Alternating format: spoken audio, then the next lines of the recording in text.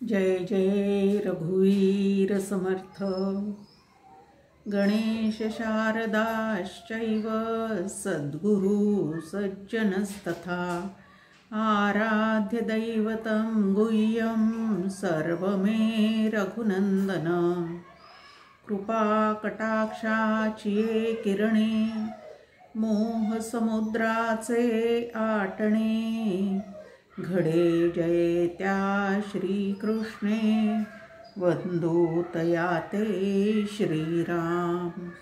जयांचे करिता स्मरण होय सकल विद्यांचे अधिकरण ते वंदूया श्री चरण श्री गुरूंचे। अलंकापुरी पुण्यभूमी पवित्र जिथे नांदतो ज्ञान राजा सुपात्र तया आठविता महापुण्य राशी। नमस्कार माझा श्री ज्ञानेश्वरासी पुंडलिक वरदा हरी विठ्ठल श्री ज्ञानदेव तुकाराम पंढरीनाथ महाराज की जय। मंगल मूर्ती मोरया। आनंदयोगी परमपूज्य डॉक्टर काका श्रद्धेय मंदाते या उभयतांना मनपूर्वक वंदन करते। ज्ञानेश्वर माऊली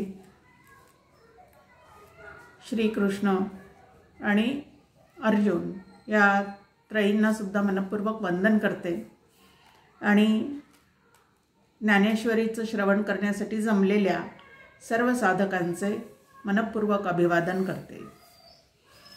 दुसरा अध्याय आपला मागच्या गुरुवारी पूर्ण झालेला आहे आणि आता तिसरा अध्याय जो आहे त्याला आपण आज सुरुवात करणार आहोत। तिसरा, चौथा आणि पाचवा असा 3 अध्यायांचा एक गट आहे ज्यामध्ये कर्मयोगाविषयीचा उहापोह जो आहे तो भगवंतांनी पुरेपूर असा या ठिकाणी केलेला आहे। दुसऱ्या अध्यायामध्ये स्थितप्रज्ञेची सर्व लक्षणे भगवंताकडनं जाणून घेतल्यानंतर तो नैष्कर्म्य सिद्धीला प्राप्त होतो। सर्व कामना सोडून निष्काम भावाने परमशांतीला पूर्णपणे तो प्राप्त होतो असं एक वाक्य त्या ठिकाणी ऐकल्यानंतर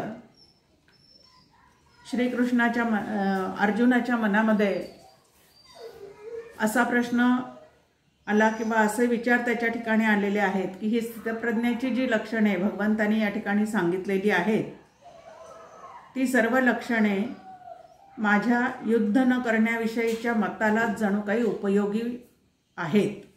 आता पहा, चित्तातला मोह पूर्णपणे जोपर्यंत निवृत्त होत नाही तोपर्यंत आपल्याला अनुकूल असेच विचार भगवंताच्या उपदेशातून सुद्धा काढण्याचा एक मोह त्या चित्ताला त्या ठिकाणी अर्जुनाच्या प्राप्त झालेला आहे आणि त्या ठिकाणी त्याला असं वाटतंय की भगवंतांनी युद्ध न करण्याविषयीच या ठिकाणी जणू काही मला अप्रत्यक्षपणे काय केलेलं आहे तर विचार दिलेले आहेत।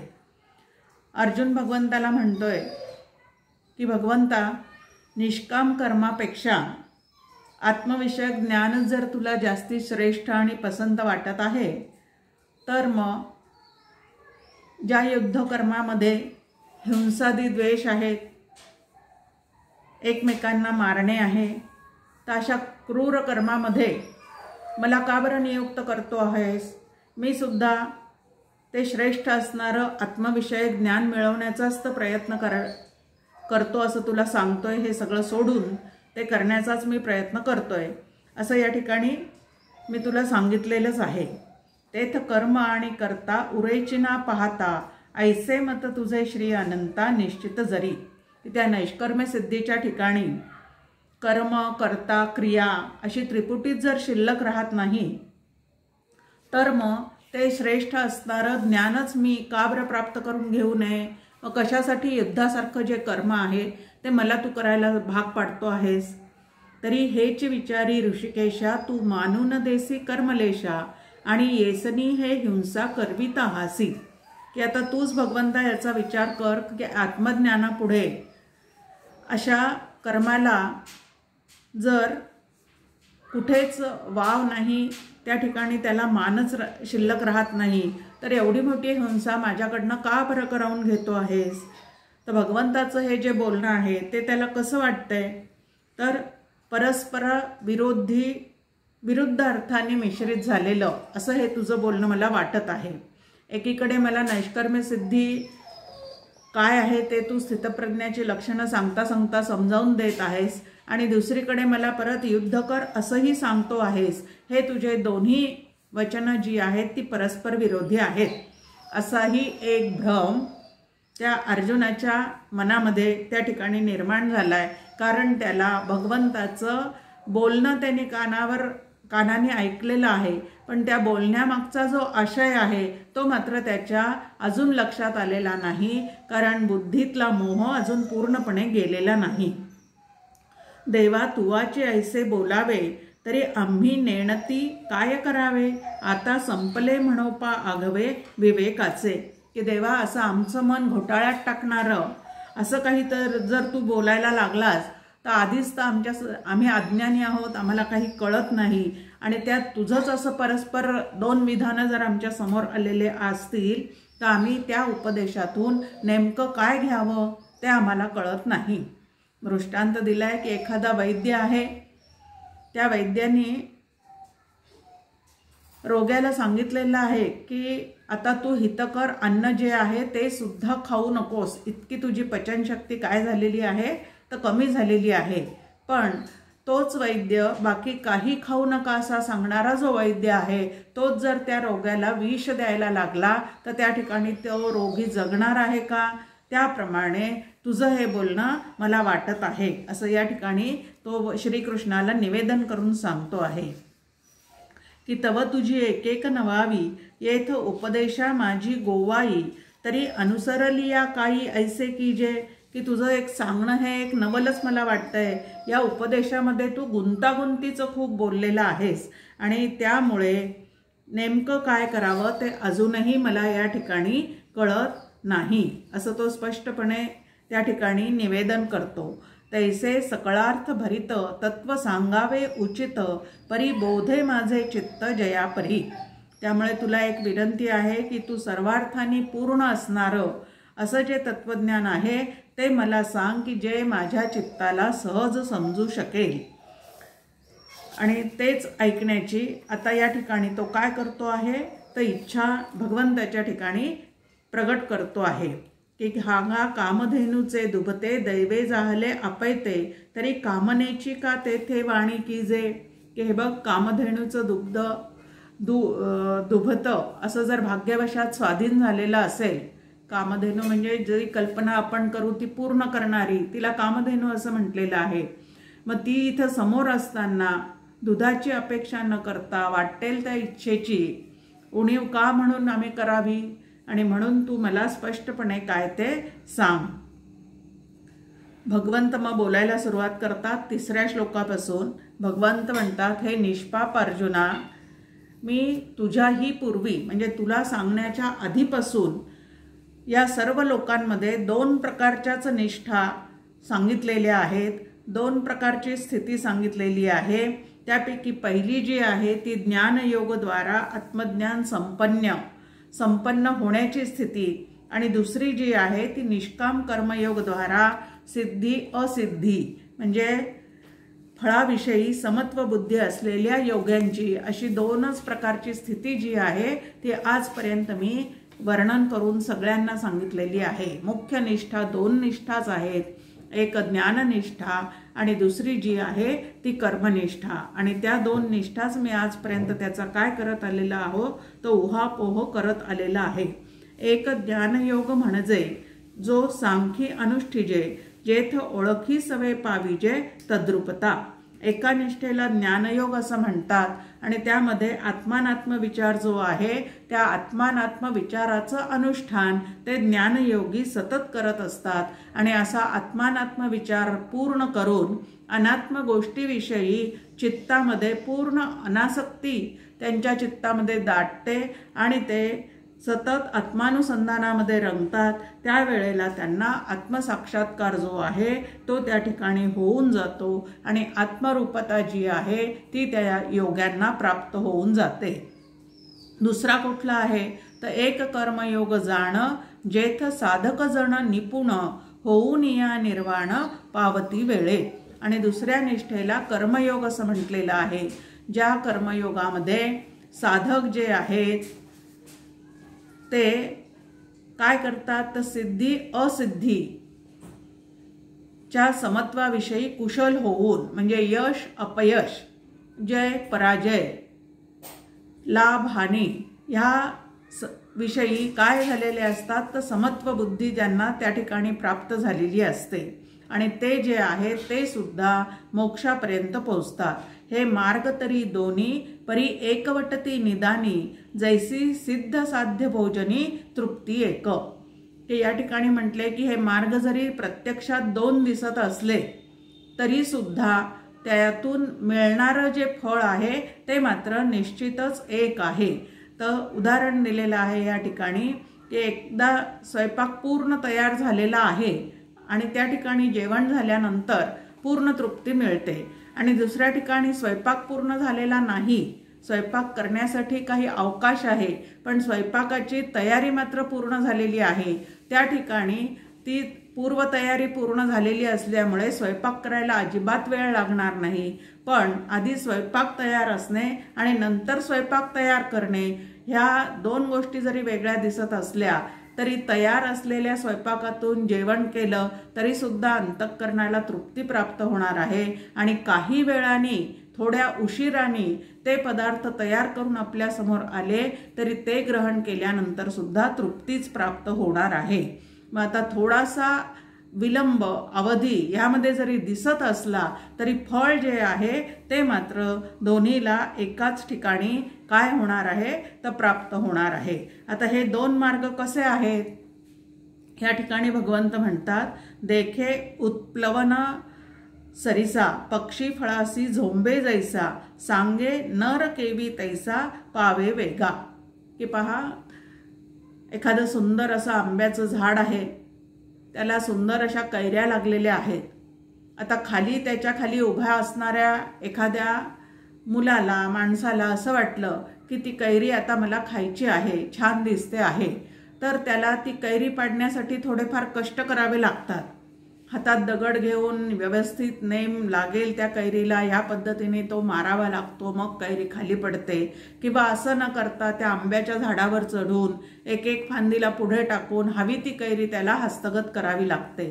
पण तेच जर पक्ष्यांचं जर पाहशील तर पक्षी कसे असतात तर त्यांना सहजच उडता येतं आणि पंख असल्यामुळे उडता येत असल्यामुळे ते या माणसाच्या प्रयत्नापेक्षा सुद्धा लवकर जाऊन ते फळ जे आहे ते ग्रहण करू शकतात। म्हणजे जसं उडाल्याबरोबर त्यांना त्या फळाला झुंबता येतं तसं मनुष्याला मात्र जे प्राप्त करायचं आहे ते इतक्या लवकर प्राप्त होत नाही, तर त्याच्यासाठी काही प्रयत्न करावेच लागतात। तो हळूहळू ढाळे ढाळे, केतुलेनी एक वेळे, मार्गाचेनी बळे निश्चित ठाकी। तो मनुष्य जो आहे तो हळूहळू एका फांदीवरून दुसऱ्या फांदीवर जात राहतो आणि हळूहळू जाऊन जे हवं ते फळ जे आहे ते तो प्राप्त करू शकतो। आता मनुष्याला ते प्राप्त करण्यासाठी विलंब आहे आणि पक्षी जो आहे तो मात्र ते ताबडतोब काय करू शकतो तर मिळवू शकतो। तसं ज्ञानमार्गी जो आहे तो जो आहे तो ताबडतोब त्याचं फळ मिळवतो आणि कर्मयोगी जो आहे तो मात्र ढाळे ढाळे म्हणजे हळूहळू सत्कर्म करत करत निष्काम पद्धतीने करत करत फळाविषयी समत्व चित्तात ठेवून मग तो ते आहे जे फळ आहे ते तो प्राप्त करू शकतो। येर योगिये कर्माधारे, विहितेची निजाचारे, पूर्णता अवसरे पावते होती। की कर्मयोगी जे आहेत ते कसं आहे तर आपल्या वर्णविहित असलेल्या स्वाभाविक आचाराने म्हणजे वर्णाश्रमाला धरून असणाऱ्या आचाराने स्वधर्म करत करत कर्मांचा आधार घेत घेत त्या फळापर्यंत नक्की पोहोचतात। उशीर लागतो पण नक्की पोहोचतात।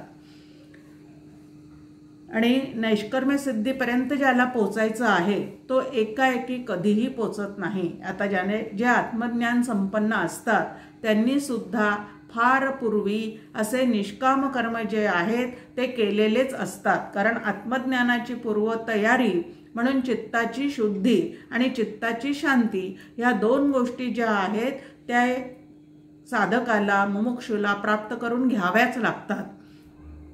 आता चित्ताची शुद्धी हवी असेल तर वेदविहित निष्काम पद्धतीने कर्मोपासना करावीच लागते. म्हणजे कर्म जे आहे ते करावंच लागतं.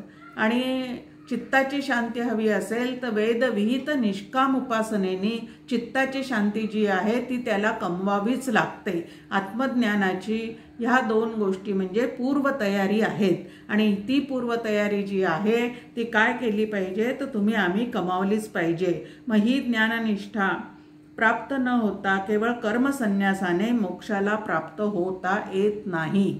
आता भगवंतांनी या ठिकाणी स्थितप्रज्ञाचं वर्णन करत असताना तो नैष्कर्म्य सिद्धीला प्राप्त होतो म्हणजे कर्म करून सुद्धा त्याला त्या कर्माचा लेप लागत नाही असं छान पद्धतीने समजून दिलेलं आहे. पण या ठिकाणी अर्जुनाला मात्र तो आशय लक्षात आलेला नाही आणि त्याला वाटते की सगळ्या कर्मापासून तो काय झालेला आहे तर परावृत्त झालेला आहे. आता कर्मयोगामध्ये एक लक्षात ठेवायचं आहे की कर्माचा त्याग सांगितलेला नाही.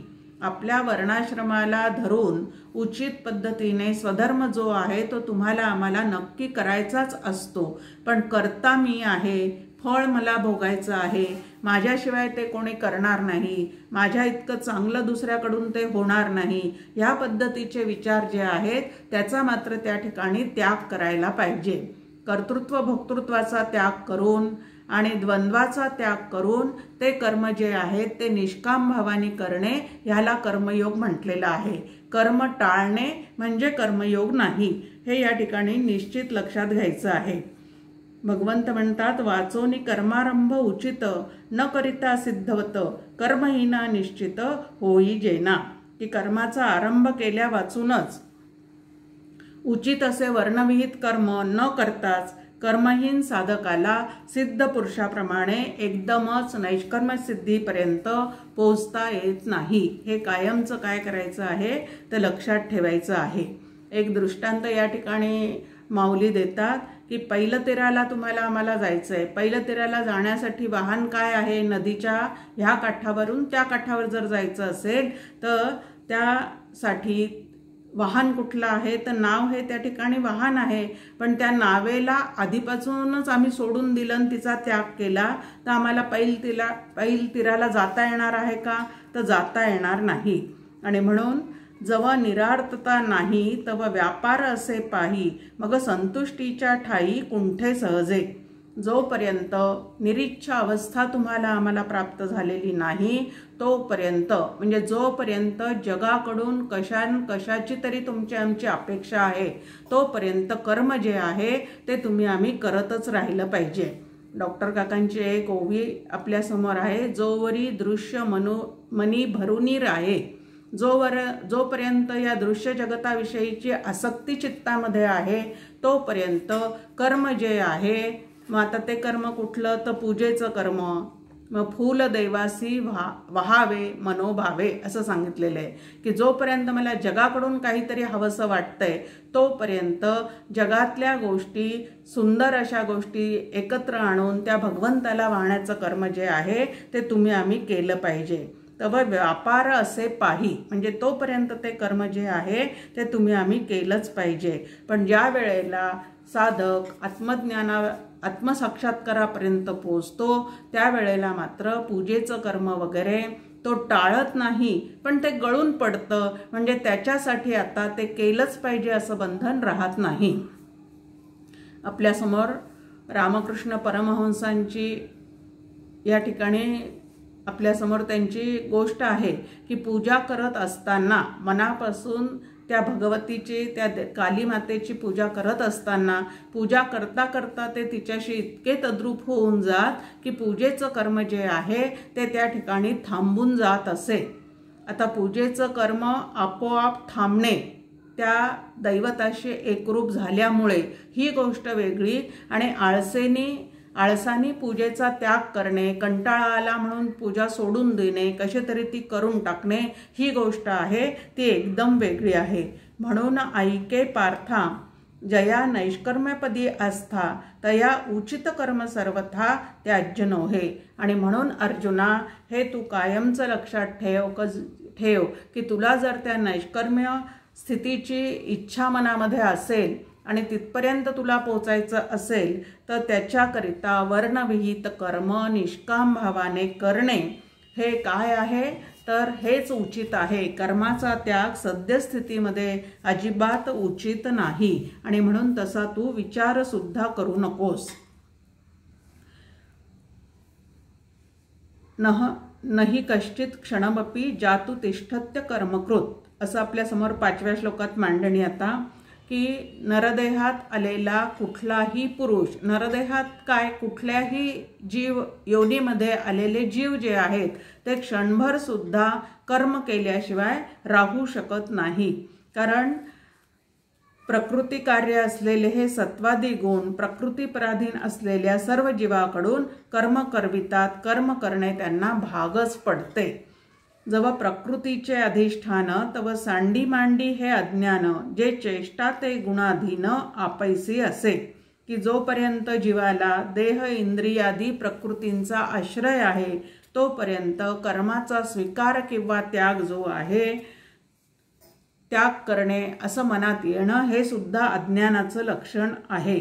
कोणतीही क्रिया त्या प्रकृतीकडनं सत्व रज तम या 3 गुणांच्या अधीन होऊन त्या जीवाला करावीच लागते. देख विहित कर्म जे तुले ते सगळे जरी ओसंडिले तरी स्वभाव काय निमाले इंद्रियांचे, की तू मनाने म्हणशील की ह्या सगळ्या कर्माचा मी त्याग करतो, परंतु तुझी इंद्रिय जी आहेत त्यांचा जो स्वभाव आहे, त्यांच्यावर असणारे जे संस्कार आहेत ते काही नष्ट होणार आहेत का त्या ठिकाणी? ते तर इंद्रिये गुणाधीन असल्यामुळे ते त्या पद्धतीने कर्म करतच राहणार आहेत. कर्म पराधीनपणे निपजत असे प्रकृती गुणे, येरी धरी मोकळी अंतःकरणे वाहिजे वाया, की प्रत्येक मनुष्य जो आहे तो प्रकृतीच्या अधीन असल्यामुळे प्रकृतीजन्य गुणानुसार देही ज्या गुणांचे प्राधान्य तैसे कर्म उपजे जाणं, असं आपल्यासमोर नाथ महाराजांनी सुद्धा सांगितलेलं आहे की 3 गुणांनी तुमचा आमचा स्वभाव बनलेला आहे, सात्विक, राजस आणि तामस, आणि त्या गुणांप्रमाणे ते कर्म त्या प्रकृती धारण केलेल्या पुरुषाकडनं जीवाकडनं सतत होत चाललेले असतात. आता मी हे कर्म स्वीकारतो, हे करतो अशी धारणा केलेली मोळी अंतःकरणाने व्यर्थ डोक्यावर वाहिली जाते. आता गुणेषु वर्तन्त इति मत्वान सज्जते, असं भगवद्गीतेत सुद्धा सांगितलेलं आहे की गुणामध्ये प्रवृत्त होऊन सगळ्या क्रिया त्या जीवाकडनं चाललेल्या असतात. पण आत्मरूप असणारा जीव मात्र स्वतःला जीवभाव रूप समजून त्या सगळ्या कर्माचं ओझं जे आहे, प्रवृत्तीचं असू दे किंवा निवृत्तीचं असू दे, ते मात्र स्वतःच्या डोक्यावर घेऊन पूर्ण जीवन जगण्याचा प्रयत्न करत राहतो. एक छान उदाहरण आपल्या समोर आहे. इथं रथाचं उदाहरण दिलेलं आहे की एखाद्याने रथामध्ये चढून बसावं, पण तो रथ न चालता नुसतं जागच्या जागीच थांबून राहावा, तर त्या ठिकाणी त्या काय होणार आहे? त्या रथाच्या अधीन झाल्यामुळे त्याला चंचल असा प्रवास जो आहे, चंचल मन जे आहे ते मात्र तिथं तो रथात बसलेला जरी स्थिर दिसला तरी चंचल मन जे त्याचं आहे ते मात्र सतत पुढे धावत राहणार आहे. तसं वरच्या स्थूळ शरीराने आम्ही शांत बसलेले दिसलो तरी आतलं अंतःकरण जे आहे ते गुणांच्या अधीन असल्यामुळे आतून आम्हाला सतत काही ना काहीतरी प्रेरणा ज्या आहेत त्या प्रेरणा मिळतच जाणार आहेत, आणि त्या प्रेरणाद्वारे आमची इंद्रिये जी आहेत, कर्मेंद्रिये जी आहेत ती अखंड व्यापार करतच राहणार आहेत. आणि म्हणून त्यांना किती थांबवू शकणार आहोत आपण? म्हणून संग जव प्रकृतीचा तव त्याग न घडे कर्माचा, ऐसियाही करू म्हणती तयांचा आग्रहची उरे, की म्हणून जोपर्यंत या प्रकृतीशी तुमचा आमचा संबंध आहे तोपर्यंत सगळ्या कर्मांचा त्याग कोणीही करू शकणार नाही. आणि आम्ही या सर्व कर्माचा त्याग करून नुसतं बसू असं जर त्याला वाटत असेल तर तो त्याचा अनाठायी असणारा आग्रह आहे, तो दुराग्रह आहे. आणि अशा दुराग्रहाला अर्जुना तू बळी पडू नकोस. आता जे मूढ वृत्तीचे असतात, सहजच त्यांना कर्म करण्याचा आळसच असतो, ते काय करतात तर कर्मेंद्रियांना आवरून धरतात, पण मनाने मात्र विषयांचं चिंतन जे आहे ते त्यांच्या ठिकाणी सतत चाललेलं असतं. आणि मग असं जर आहे की वरून तो काय कर्मसन्यास घेतल्यासारखा दिसतो आणि आतून मात्र त्याला विषयांची ओढ चिंतन जर सतत त्याच्या आत चाललेलं असेल तर त्याला त्याचं मिथ्या आचरण, दांभिकता जी आहे तीच त्या ठिकाणी त्याची दिसून येते. जे उचित कर्म सांडिती मग नैष्कर्मे होऊ पाहती परी कर्मेंद्रिय प्रवृत्ती निरोधुनी.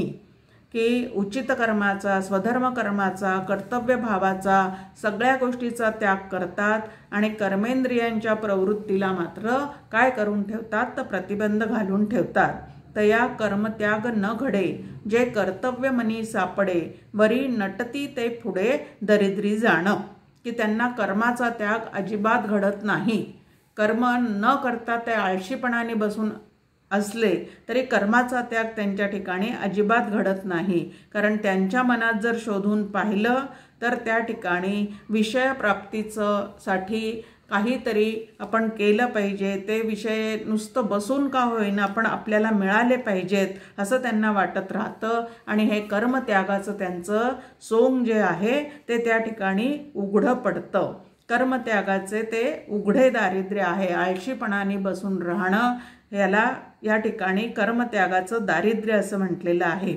आणि असे जे कर्मत्यागाचे सोंग घेणारे लोक आहेत ना अर्जुना, ते खरोखरी सर्वतोपरी काय असतात तर विषयांमध्येच आसक्त झालेले असतात. त्यांच्या विषयासक्तीविषयी संशय घेण्याचे अजिबात काही कारण नाही. आणि म्हणून तुला अनासक्त पुरुषाचे लक्षणं जी आहेत ती मी परत परत सांगतो. आता अनासक्त पुरुष जे आहेत ते मनाने काय असतात तर पूर्ण विवेकी असतात. शास्त्रविहित निष्काम कर्म जे आहेत ते मनापासून करत असतात, गुरु आज्ञेने करत असतात, थोरा मोठ्यांनी सांगितलं म्हणून त्यांची आज्ञापालन म्हणून करत असतात.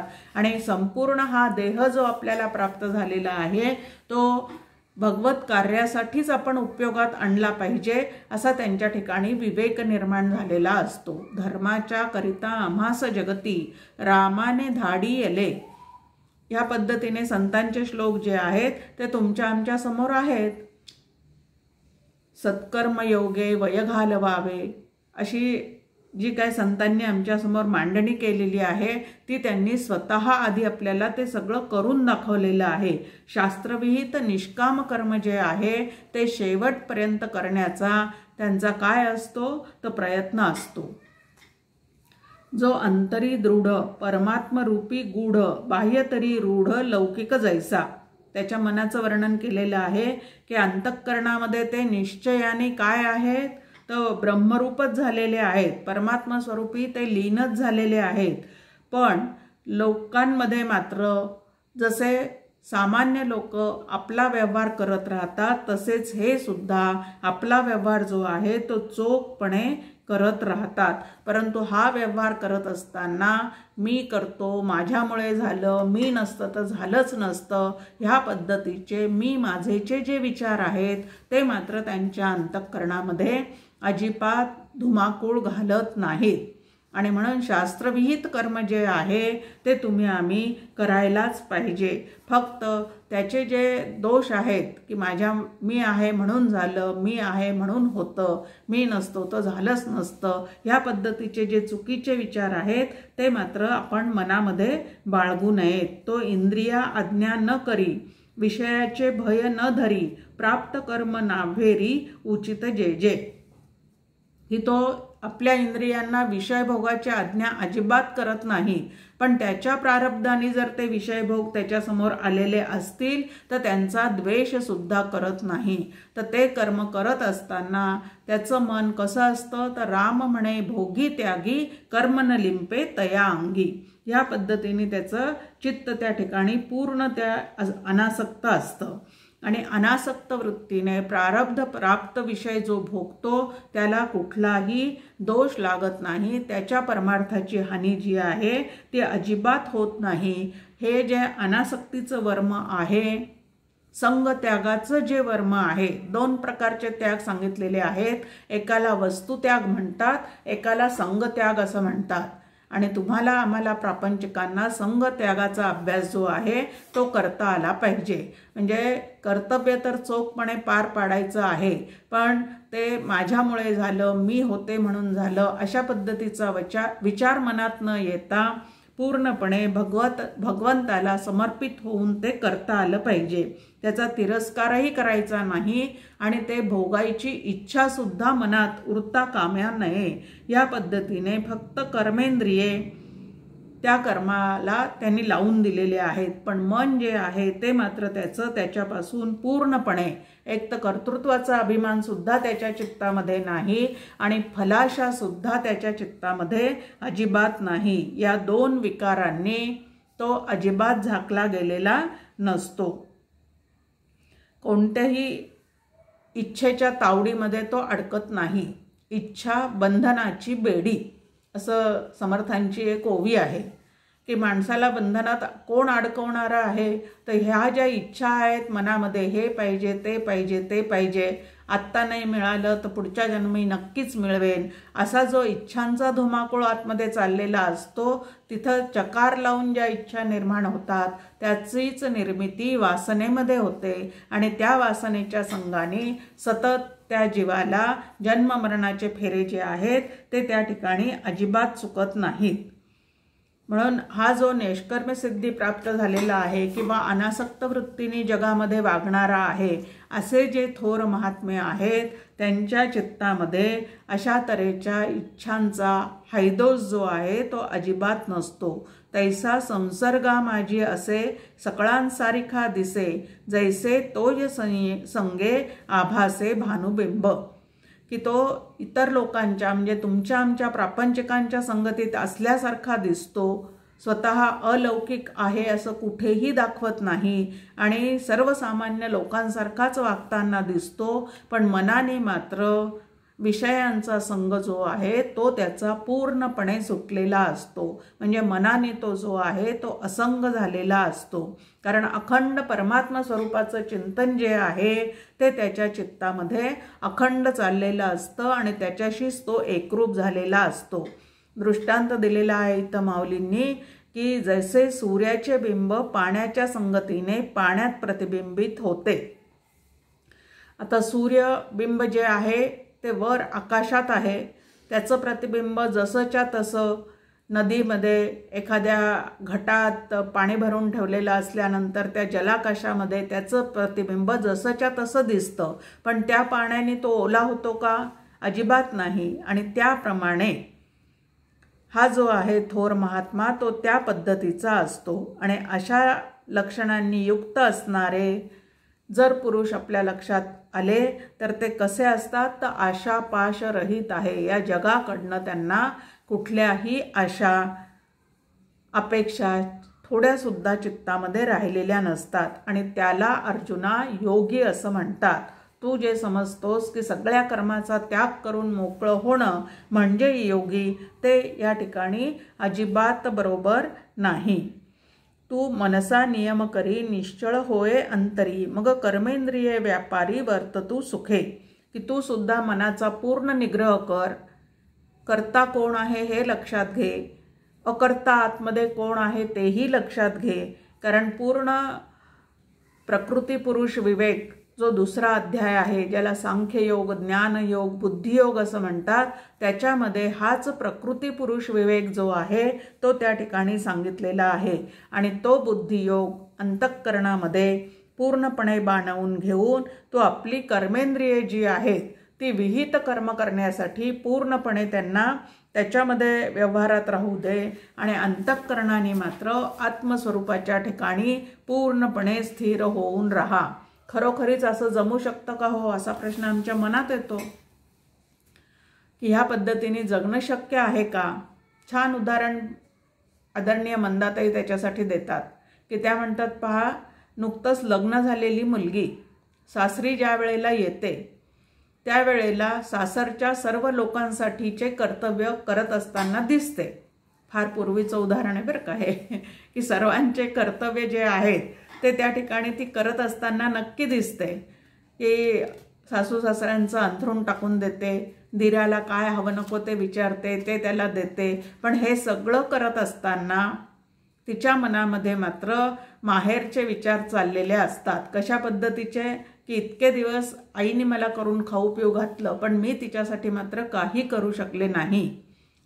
इकडं सासू सासऱ्यांचं अंथरूण घालत असते पण मनामध्ये आईवडिलांचं काय असतं तिच्या अनुसंधान असतं. इकडं दिराच्या हातामध्ये पोह्याची डिश ठेवत असते पण मनात येतं भाऊ इतक्या वेळेला माझ्या मागे लागायचा की तू काहीतरी खायला कर म्हणून, पण त्यावेळेला मात्र मी त्याच्यासाठी काहीही केलेलं नाही. ह्या पद्धतीचं तिच्या मनामध्ये चिंतन चाललेलं असतं. म्हणजे स्थूल शरीर सासरच्या लोकांसाठी झिजत असतं आणि अंतःकरणामध्ये मात्र माहेरच्या लोकांची आठवण असते.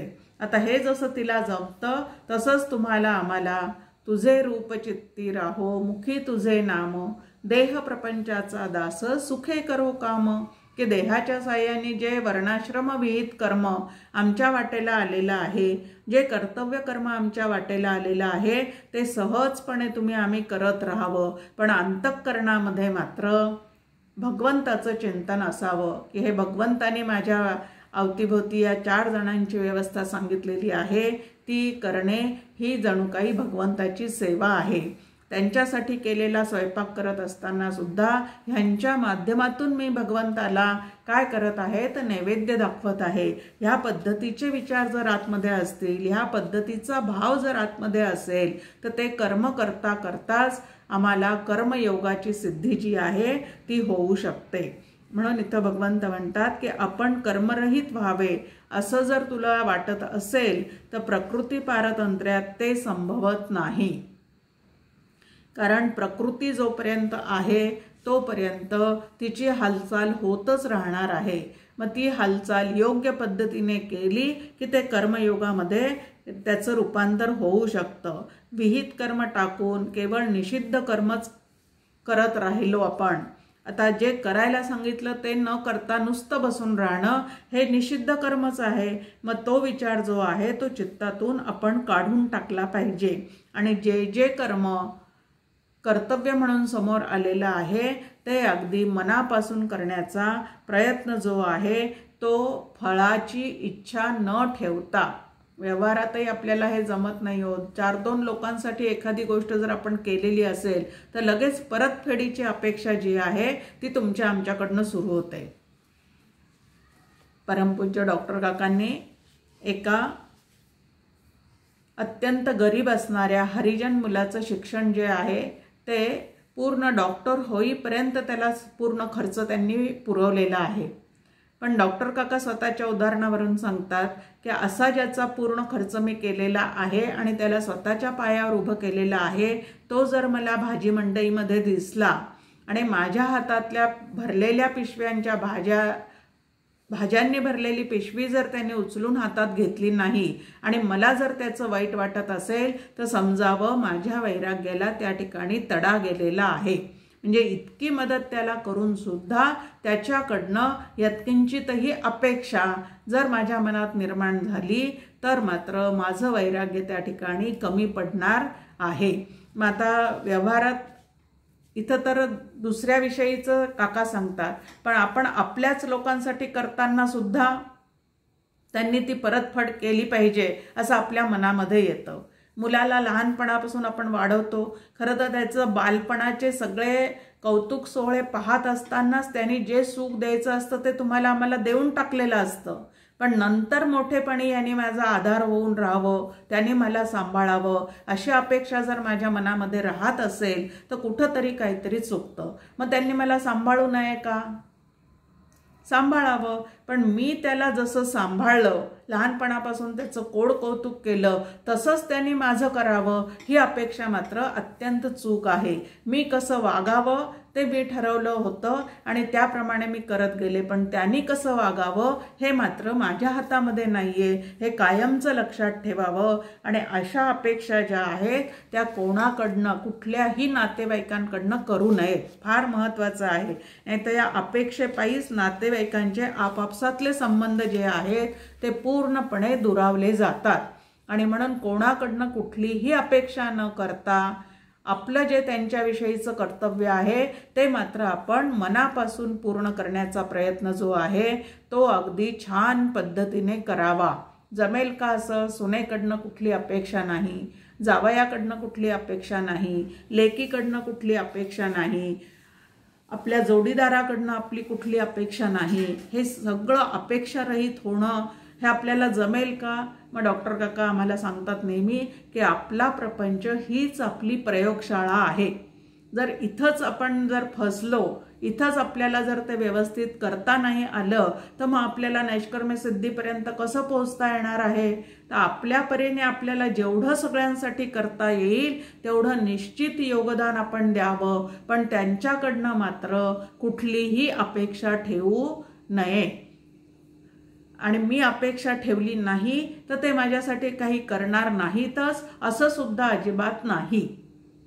पण आपण अपेक्षा रहित राहिलं की आपला आनंद टिकतो. आणि आपण त्यांच्याकडनं अपेक्षा करत राहिलो तर अपेक्षाभंग झाल्याशिवाय राहत नाही. आणि जिथं जिथं अपेक्षाभंग आहे तिथं तिथं दुःख जे आहे ते अंतःकरणाला जाणवल्याशिवाय अजिबात राहत नाही. आणि मला जर दुःख नको असेल तर दुःखाचं कारण अपेक्षा हे आहे, हे लक्षात घ्यावं आणि स्वतःची सुटका त्या ठिकाणी आम्ही करून घ्यावी.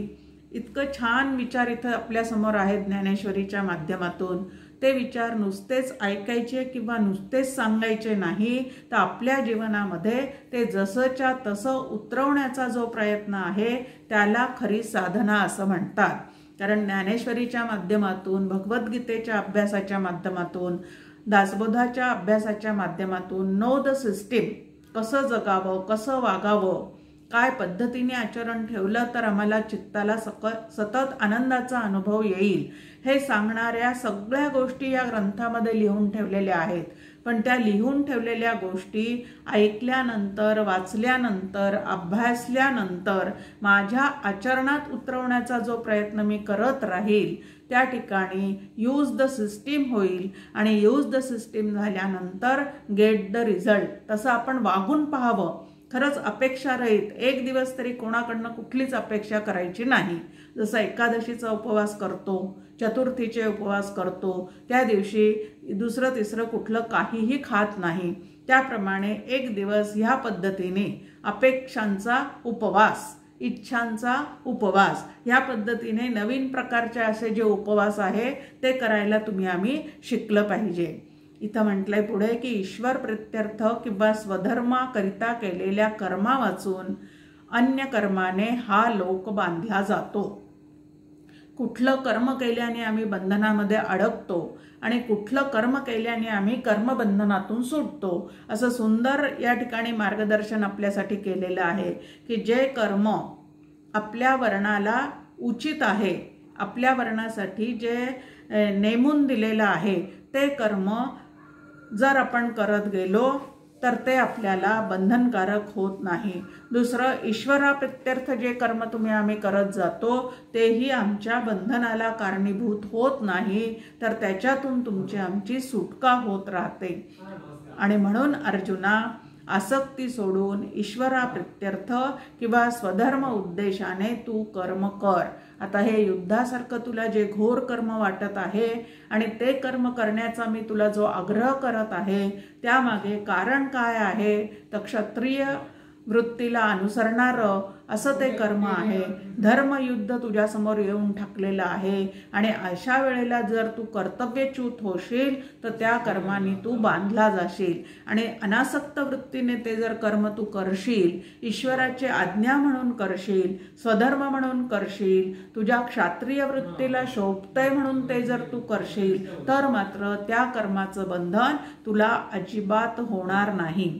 स्वधर्म जो बापा तोची नित्य यज्ञ जान बापा, म्हणो निवर्तता तेथ पापा संचार नाही.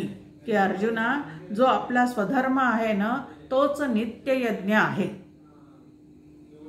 पहा काय सांगितलंय, आपला स्वधर्म म्हणजे आपल्या वाटेला आलेले जे कर्तव्य कर्म आहे तेच काय आहे तर यज्ञ आहे. आणि यज्ञामध्ये जशा समिधा घालाव्या लागतात त्याप्रमाणे इथं मी माझे या सगळ्यांचा त्याग करणे ह्याच समिधा त्या ठिकाणी टाकायच्या आहेत. आणि असं यज्ञ जो आहे त्याचा त्याग करायचा नाही. आणि अशा यज्ञामध्ये पापाचा प्रवेश सुद्धा होत नाही. जे आपल्या वर्णाला उचित आहे असं जे कर्तव्य कर्म आहे त्याला स्वधर्म असं म्हणतात. आणि अशा स्वधर्माचं आचरण करत असताना त्या ठिकाणी पापाचा यत्किंचित सुद्धा संबंध नसतो.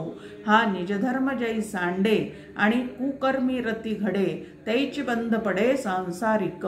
जेव्हा अशा स्वधर्माचा त्याग केला जातो तेव्हाच पाप करण्याविषयीची प्रीती काय होते तर निर्माण होते आणि तेव्हाच जन्म मरणाचा बंध प्राप्त होतो. आता पूजेसारखं कर्म करण्याचा कंटाळा, पारायण करण्याचा कंटाळा, या सगळ्या गोष्टीचा आम्हाला कंटाळा येतो आणि टीव्हीच्या सिरियल पाहण्याचा मात्र यत्किंचितही कंटाळा येत नाही. आता इकडं आमचं मन आम्ही ठेवू शकत नाही, ह्याच्यासाठी वेळ जेव्हा आम्ही तो देऊ शकत नाही तेव्हा त्याच्यासाठी द्यायचा वेळ ज्या वेळेला टीव्हीसाठी आम्ही उपयोगात आणतो त्यावेळेला त्या ठिकाणी पापकर्म निर्माण झालेलं आहे असं नक्की समजावं.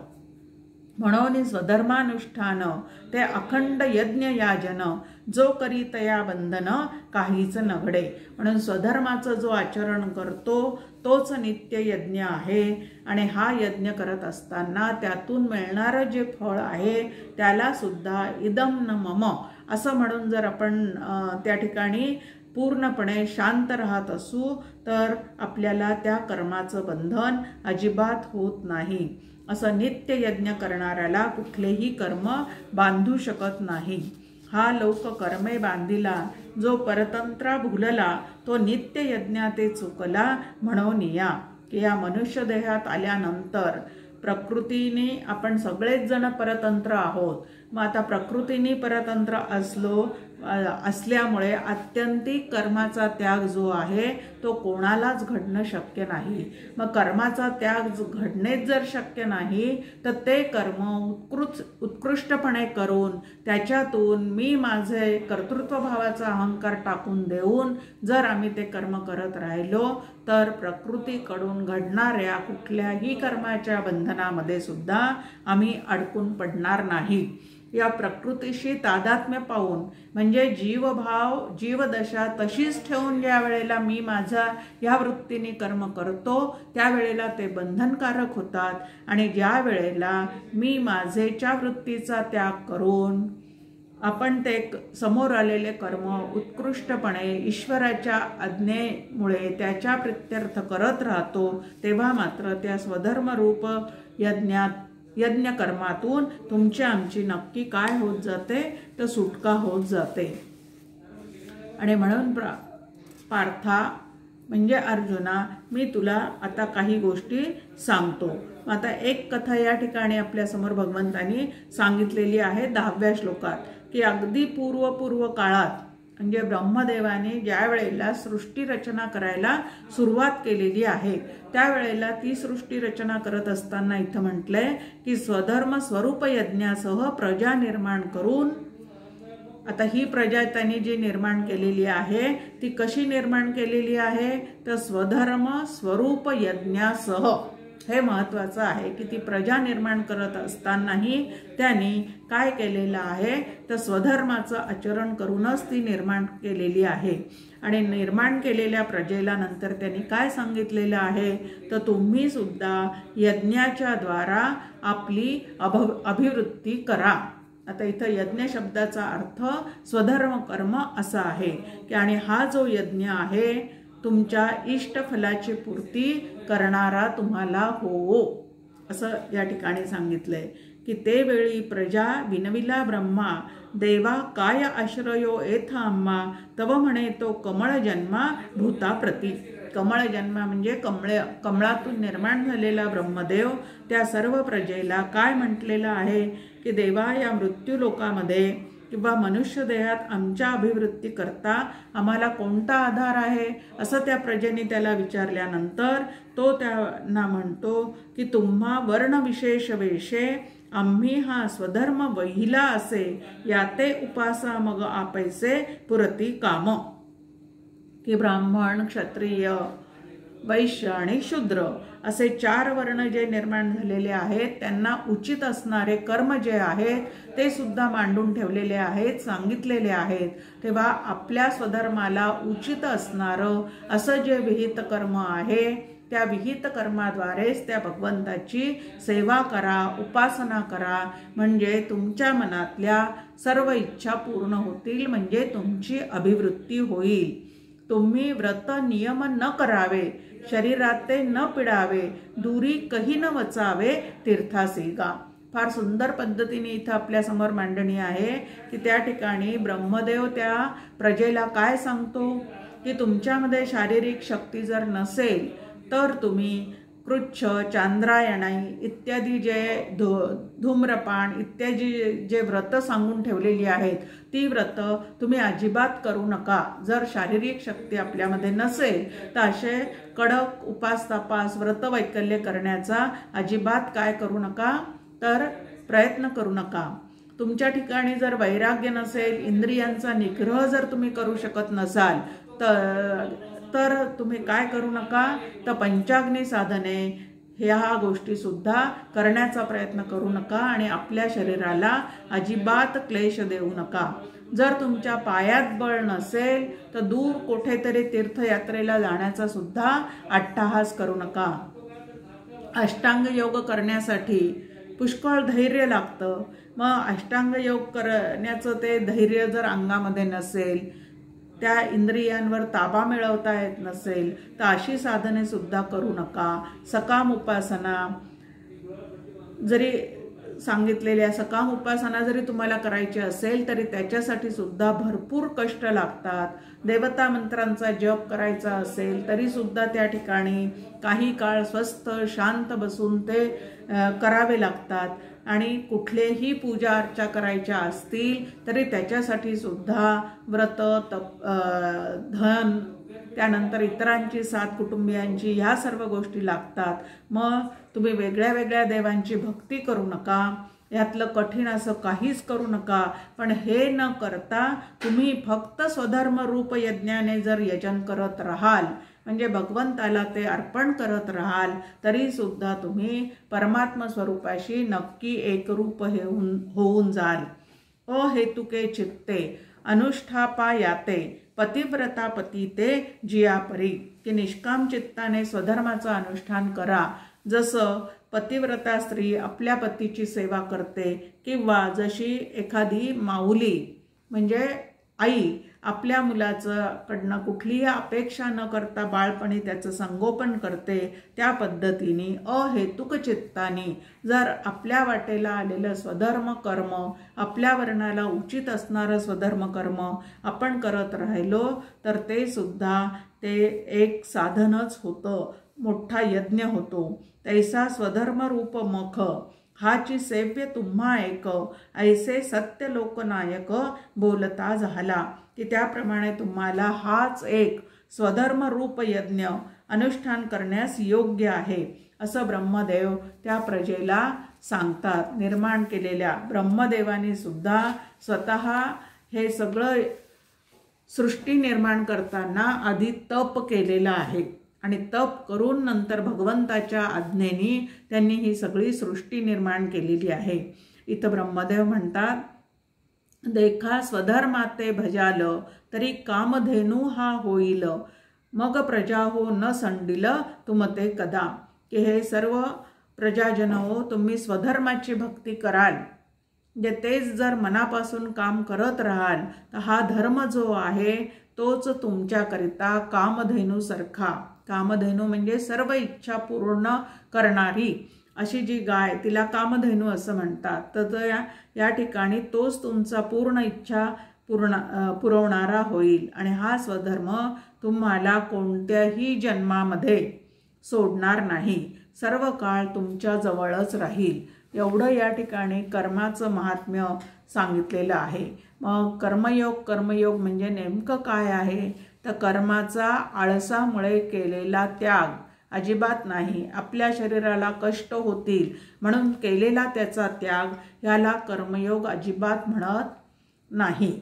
दुसरं एक आहे की जे खूप दिवसभर काम करताना दिसतात, आता उद्योगपतींना सुद्धा आपण कर्मयोगी असं म्हणतो। आता भरपूर कर्म करताना ते जरी दिसत असले तरी तिथं ईश्वराचं अनुसंधान नसेल, परमेश्वराचं अनुसंधान नसेल आणि मी माझेचं खूप आतमध्ये जर त्या ठिकाणी मोहजाळ पसरलेलं असेल तर एवढे कर्म ते करत असताना सुद्धा ते कर्मयोगी मात्र अजिबात नसतात। कर्मयोग शब्दाचा अर्थ आहे की असं कर्म की जे कर्म करता करता भगवंताशी योग जुळून येतील, त्याला कर्मयोग असं म्हटलेलं आहे। मग इथं भगवंत आपल्याला म्हणतायत की स्वधर्माला अजिबात सांडू नका। आता त्याचा स्वधर्म काय आहे, युद्ध करणं हा त्याचा स्वधर्म आहे। तुमचा आमचा स्वधर्म काय आहे, अतिथीचं पूजन करणं, घरात स्वयंपाक वगैरे नीटनेटकं करत राहणं।